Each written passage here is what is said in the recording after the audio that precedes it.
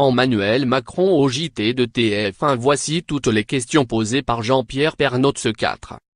Pour sa troisième interview télévisée depuis son élection, Emmanuel Macron a accepté de répondre aux questions de Jean-Pierre Pernaut lors du JT de 13h, ce jeudi 12 avril.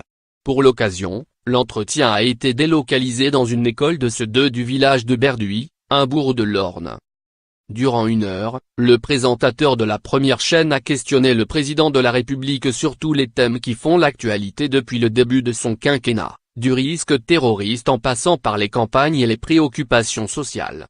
Closé a compilé toutes les questions posées par Jean-Pierre Pernaut à Emmanuel Macron. Question: l'actualité de cette semaine, c'est d'abord l'actualité en Syrie. Vous avez évoqué une possible intervention si la ligne rouge était franchie. Est-ce que vous avez la preuve que des armes chimiques ont été utilisées en Syrie?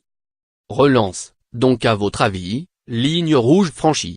Et vous l'aviez dit, il y aurait une intervention, une riposte en tout cas, occidentale? Vous en avez parlé avec Donald Trump. Relance: donc ce sera la ligne d'éventuelle frappe? Relance: une question que l'on se pose, on a entendu hier en Russie le président Poutine parler de la situation chaotique du monde. Vous l'avez eu au téléphone aussi depuis le début de cette crise? Reportage en forme de micro-trottoir sur la vie des habitants sur le président de la République. Question: cette image, elle vous surprend parfois ou vous la connaissez parce qu'elle est lisée par définition? Est-ce que vous n'êtes pas un peu trop isolé? Est-ce que vous entendez ces critiques? Les gens qui sont contents puis les gens qui ne sont pas contents du tout? Relance: on vous trouve dans l'ensemble dans ce reportage, pas assez social, pas assez proche de nous. Qu'à vous gêne? Qu'est-ce que vous avez mal fait pour que les gens aient cette impression? Relance: beaucoup de réformes, il va trop vite, disait madame. Relance: on a l'impression que vous voulez tout changer trop vite. C'est ce que disent les gens. Relance: c'est cette image de fermeté que vous avez aussi. Relance: mais il y a quand même une image d'un président. Il y a eu un sondage récemment qui disait il est injuste. François Hollande a ajouté une petite pique dans son livre qui est sorti cette semaine, j'ai réduit les inégalités, Macron les creuse. Cette image injuste, elle vient de quoi? Relance: une image que vous aviez donnée, celle du premier de cordée qui tire les autres. Est-ce que la corde est assez solide? Reportage sur les usagers excédés par la grève. Question: Monsieur le Président, on ne vous a pas encore entendu sur cette grève des cheminots, sur l'opinion des usagers qui commence à s'échauffer. Vous voulez aller jusqu'au bout vraiment, au risque de perdre l'opinion? Relance: juste penser aux gens qui sont coincés. Relance: alors que pouvez-vous faire pour que ça s'arrête? Relance: et la fameuse dette de la SNCF de 50 milliards? Est-ce que l'État va la reprendre? Relance: donc le gouvernement fait bien son boulot? Relance: beaucoup de gens s'inquiètent en disant les petites lignes vont disparaître, on dit non, elles vont être maintenues. Mais, ce sont les régions qui vont les financer, est-ce qu'elles auront de l'argent pour ça? Reportage sur le personnel hospitalier à bout. Question: les instances, Monsieur le Président, est-ce que vous écoutez leur détresse? Est-ce que vous l'entendez? Que comptez-vous faire? Relance: ils attendent des moyens, ils attendent de l'argent, ils attendent du personnel. Relance: sur son envie de réorganiser la santé, cela peut être l'une de vos priorités pour 2019?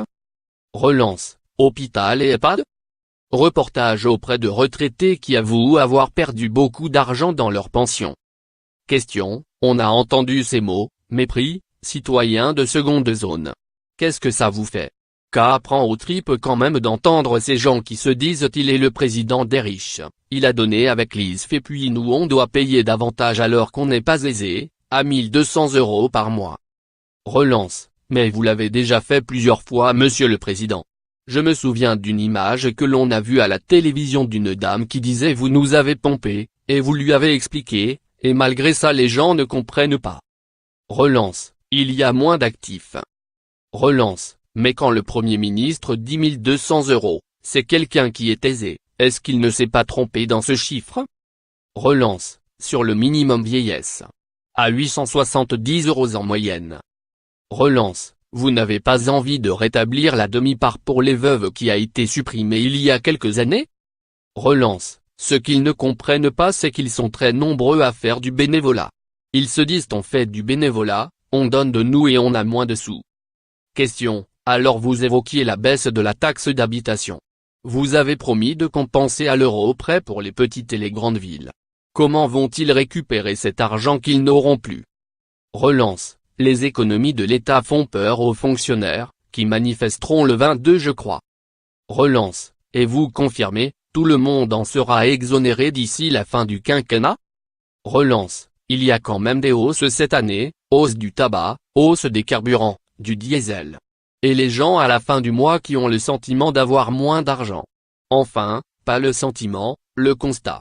En même temps, la croissance reprend, il y a des recettes fiscales.